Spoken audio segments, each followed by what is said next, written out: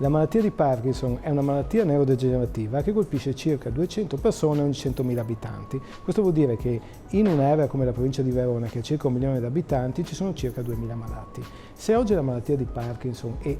i suoi sintomi principali si curano molto bene con i farmaci, esistono dei sintomi che caratterizzano la fase avanzata di malattia, in particolare i disturbi della marcia e il freezing e l'ipotensione ortostatica, che predispongono a un rischio maggiore di cadute e quindi a una disabilità maggiore e quindi anche un rischio di complicanze, e che impattano pesantemente sul paziente e sulla famiglia, su cui i farmaci non hanno nessuna efficacia. L'idea di questo progetto è quella di intervenire con delle tecnologie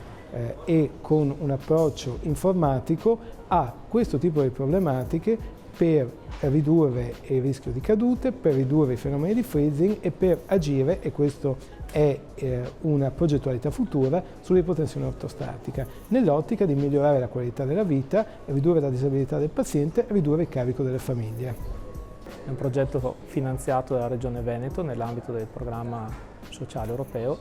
e ha l'obiettivo di sviluppare un sistema indossabile per persone con malattia di Parkinson per aiutarli ad avere una camminata più fluida. Il sistema nostro fornisce uno stimolo tattile, quindi una vibrazione ritmata sul polso,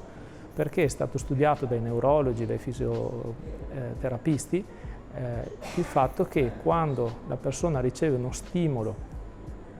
ritmato è in grado di uscire dal blocco motorio o di non entrarci. Avere quindi un sistema automatico che analizza la camminata tramite una serie di sensori che vengono attaccati alla gamba e